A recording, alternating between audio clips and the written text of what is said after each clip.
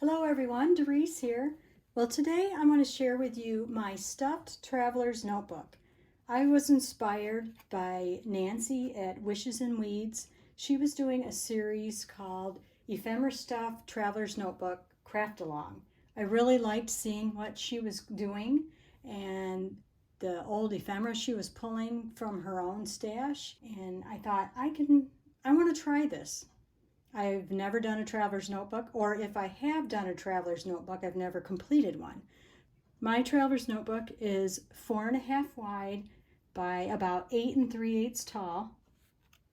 I used a 5-hole pamphlet stitch.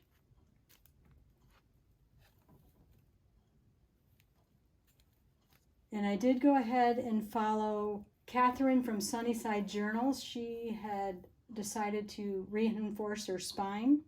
I think she used some bias tape, and here I have tea-dyed a piece of lace to reinforce mine. I thought that was a great idea she had. It's enclosed with this ribbon here. It kind of had a plastic type feeling to it that I didn't care for, and I wanted to soften it up. So I did wash it with some soap and water, and it did soften it, but also my hands were left very sticky. So obviously there was some type of residue to make this ribbon a little bit stiffer. And I like the way that Nancy from Wishes and Weeds did her closure, so I followed suit with that with 2 eyelets. And you see how it's woven through there.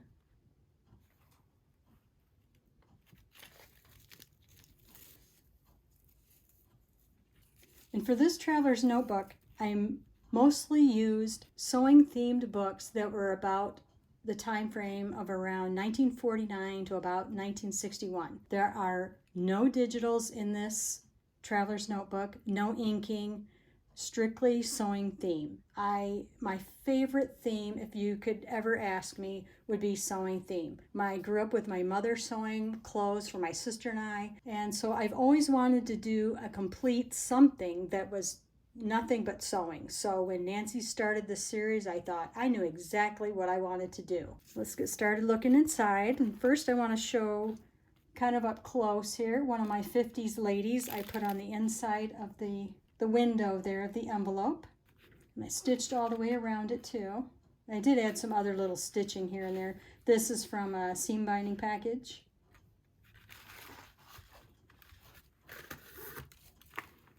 Then on the inside, Nancy, I believe, had a little side tuck over here, and I was actually going to cover this piece here and put just a little pocket, but then I started looking at that, and then I have these words up here, the well-dressed woman, and I thought, well, that looks good just the way it is, so I just left it. So on my first page here, tuck spot is some vintage rickrack stitched around it. I tried to follow Nancy as far as her ephemera that she used, and if I did not have a certain piece, then I substituted. So I'll kind of let you know as I go what I ended up using. The back of this piece was a piece of graph paper. So this first one, a tag, I had collaged on that. Used some fabric and a piece of lace there with a brad. Down here, another piece of seam binding packaging, and I just folded it and mounted it onto like a piece of file folder to just make it so it could hold something. Stitched it on. And then on this button card here, I just put a piece of lace on there. I thought the colors were just perfect. I love the 50s era as far as the femininity, the colors, the dresses. Perfect for me. Next page here, little collage that we did. Put a little trim. She may have had a button or something, but I just decided not to put one here. An image from one of my books. Did a little stitching there. Then over on this page, here's a really old pattern. Some fabric here, stitched on with a button and some old lace. And here it is folded over and stitched on. Then on this side here, we did this little fabric cluster this is the way I decided to do it. She had done some slow stitching around it, and I did the same. I added this piece of rickrack, and I wasn't sure how I wanted to use it. She had hers right on the page, and I decided I wanted to put it on a button card. And the button card, I didn't care for how it looked, and then I flipped it over, and here it says May 11th, 1954, and I thought, well, perfect. We're going to use the back of the button card. So that's what I did, and just put a little twine up there. Here's just a little piece that I reinforced from this same pattern. The back page here, this is a piece of avocado dyed paper that I had done. Up here is a little cut off from the pattern, the little ruler there. On this side, she had some old envelopes, and this was actually only one of two that I owned. This came from one of those Ann Adams where you ordered the patterns through the mail. And so I had part of that envelope. So that's what I did up here. March of 1972. Another piece of the scrapbook paper there. And then this was a piece from a Work Basket magazine, dated 1971. I backed it with my avocado paper.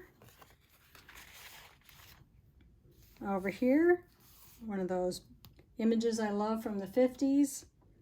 I did my fabric ruffle here, stitched it down, added a little bit of washi tape at the bottom. Look at her little swag there, trying to iron.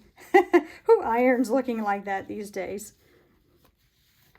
Very interesting, some of the writing in these books too. They don't hold anything back, let me tell you. Okay, on the other side, this is a page where we flipped up to make the two pockets. Again, I had to reinforce that with some washi tape because it's fairly fragile paper. For my ephemera pieces, I used this hook and eye closure piece that I had. And I had the plastic here with the actual hook and eye closures in there.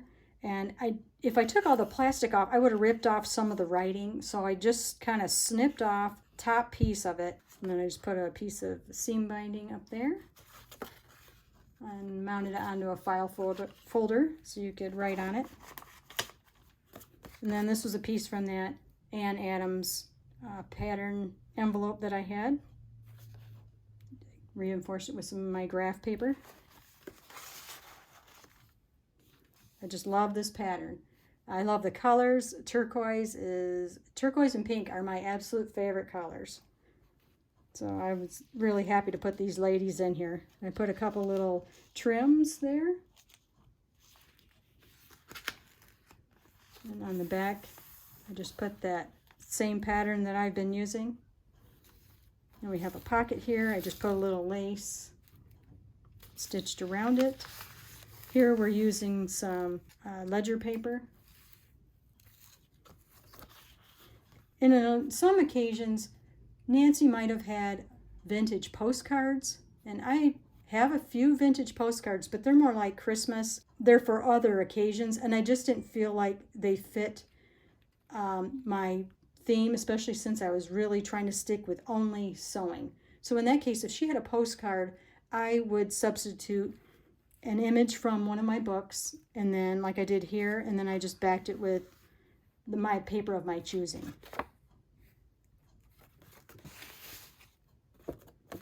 And then again, just another piece from one of my books that I backed with my avocado paper. I love my 50s gals. They just have such class. Next page, ledger. And then she had vintage cards also that she used. And this is only one of two that I owned where they actually fold out. I didn't put any ephemera in here, but it looks like I need to. And then down here, piece of pink trim there, and some buttons. And on the back of the card, or I should say on the inside of the card, I did a little stenciling here with two different colors that I had. Graph paper again, another little cluster. Down here we have some trim, some fabric, piece of measuring tape, and then a button there. There's the back side. Over on this side, we were to use like a scrapbook paper, I believe. So this is what I chose. Here's just a flap from the pattern. Again, backed it with graph paper so you can write on it. And then here you see it's an old seam binding package. And what I did is I opened it up. This one says 1966. Well, that's a perfect year in my book. Okay, and then when you open it up, I have a piece of avocado dyed paper there, and what I did was I mounted it onto the back of a card, onto the back of a playing card. So that's actually a playing card there. So you could do like a little secret writing if you wanted. So, oops. Okay, so that's that page. Moving on, the back of that scrapbook paper. Here we have our first flip out.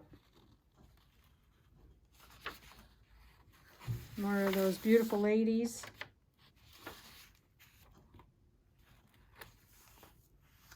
And here you see the cover of that particular magazine, fashion magazine. The magazine for women who sew, spring and summer, 1961. Here another piece of scrapbook paper. And it was kind of interesting because when I was following Nancy, I'm like, wait a minute, that's a piece of paper I was going to use. She used the same one, but I think she used more the bottom part of the paper. But these colors were turquoise. You can see a little blue in there and the pink. And I thought, well, that's perfect for what I'm doing for my book. So here's some more stitching. Another one of my 50s gals. Another little cluster I did with a little pearl, flat back pearl fabric with lace. And that opens up. And then you have like a tuck up in here, scrapbook paper. This is an image from one of my books. And then I used again another bias tape packaging. Added graph paper. So I made it so that you can do a lot of writing in here. And I just love all these old images. And up here for ephemera pieces, again, from my books. From one of the patterns. And just back that with more folder.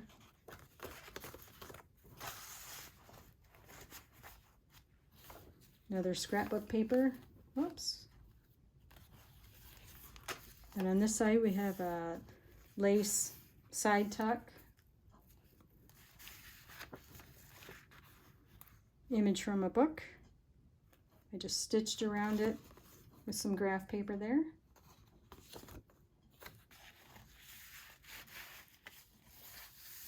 Another page.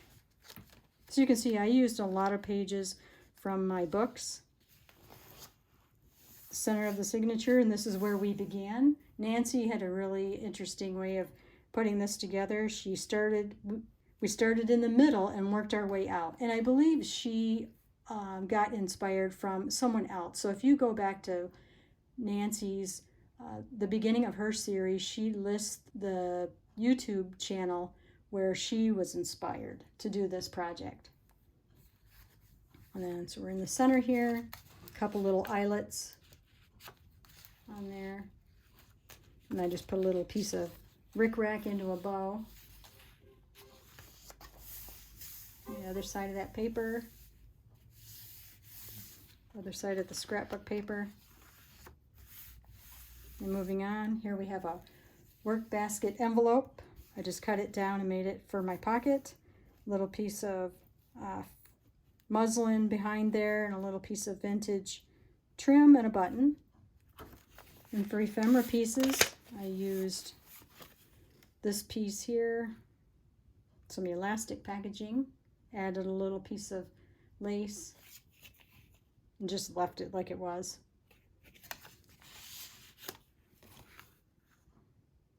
Image from a Work Basket magazine.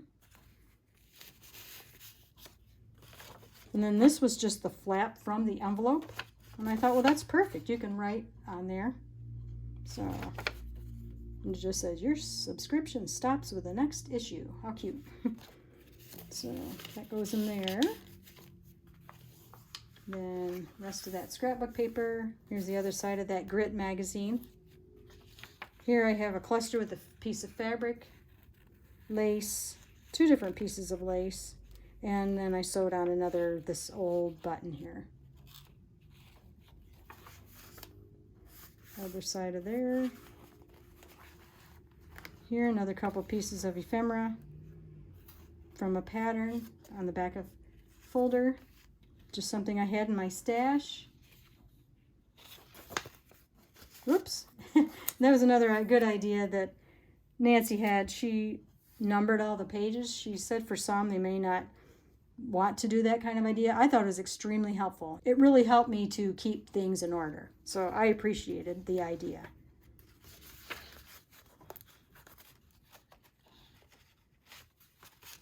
And that leads to another flip out. So you can see lots of room to write. Here we have another ruffle stitched on. Little bulb pin there, turquoise bulb pin, and a little bead. So a little pearl. Rickrack on the edge. And then this is my big mistake of this traveler's notebook. I lined everything up. I got my 5-hole pamphlet stitch in good, no problems. Go to do a final flip through and add the ephemera, and somehow this popped out. So when I said I had only owned 2 old envelopes, well, this was the second one. So up here I have a little piece of fabric and vintage trim and a button. And this envelope is just so cool. I was really careful to not damage it. I tried to trim it down just a bit. Here you can see 1 cent and Chicago, Illinois. And then this is from right here where I live, Omaha World Herald. Alice Brooks Design. So another one of those mail order patterns that you can purchase. And then opens up. This is a piece of my coffee dyed paper. Here's another vintage sewing bias tape piping here. Then for the ephemera piece, I just stitched on, made like a little tablet and put some old end papers in there. And then I just trimmed them with my decorative scissors.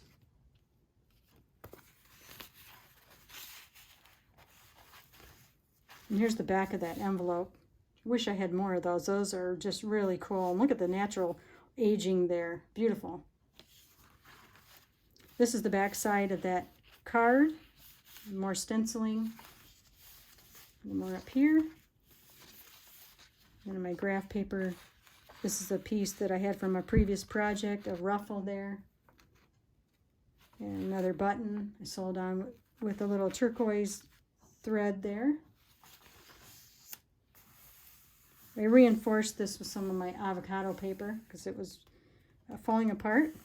Back side of that old pattern. Another little piece of ephemera from Work Basket magazine. Lily, the Better Thread. The back has like a knitting pattern. And then I just reinforced it with some graph paper.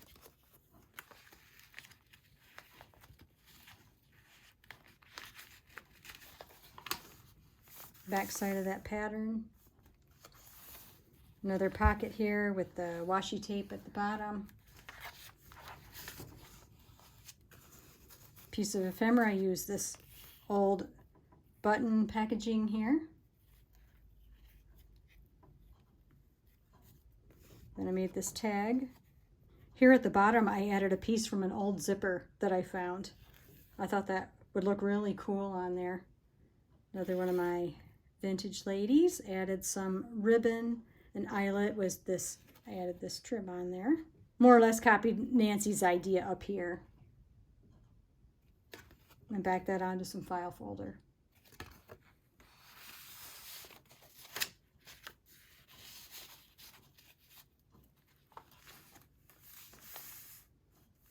Then we come over here. I have a linen fabric pocket.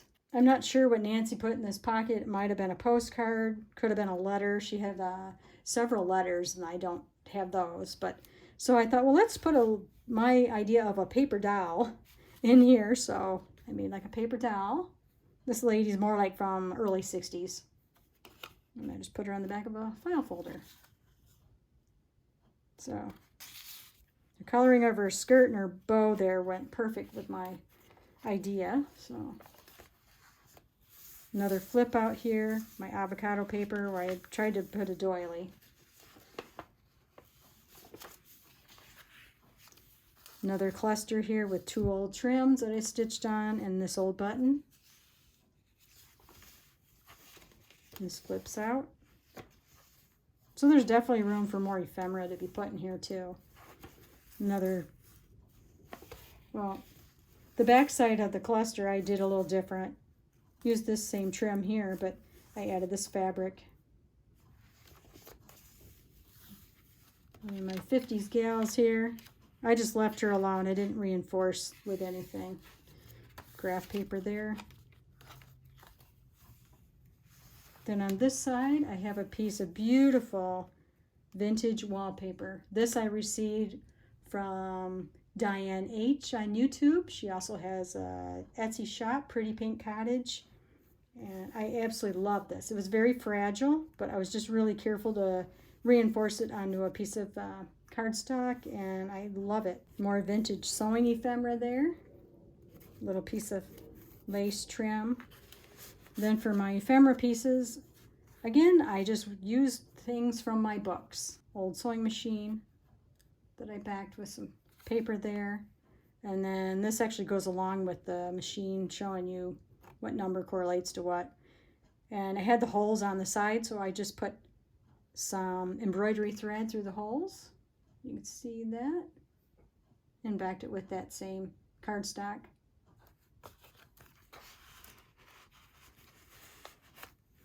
Then on the back page here, another lady.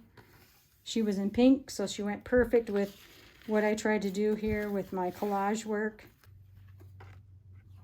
And another piece of ephemera. This came from, again, the Work Basket magazine. Check this out. You can have a purse and a shopping bag. Look at that. It folds up, or you can leave it open. Famous simulated leather. It comes in luggage tan, turquoise, elephant gray, navy blue, or ruby red from Chicago. The ads are so cool on those Work Basket magazines. I love them. I backed it with some avocado paper. Then you can see on the back here, just more collage work I did. If you have unusual fitting problems, use Butterick Basic Pattern. So, and then part of another flap from another pattern. A couple different books that I used. Another piece from Work Basket magazine. So, I really had fun putting this together. Labor of love, because it's a sewing theme. And I'm using items from mostly the 50s, my favorite era. And I just really enjoyed crafting along with Nancy. And I want to thank you for stopping by. I hope you will go and check out Nancy's channel. And she also has an Etsy shop that is named the same as her YouTube channel, Wishes and Weeds. I hope you'll go check that out as well. And thank you so much. And all of you have a wonderful day. And please remember to make the most of every day. Bye now.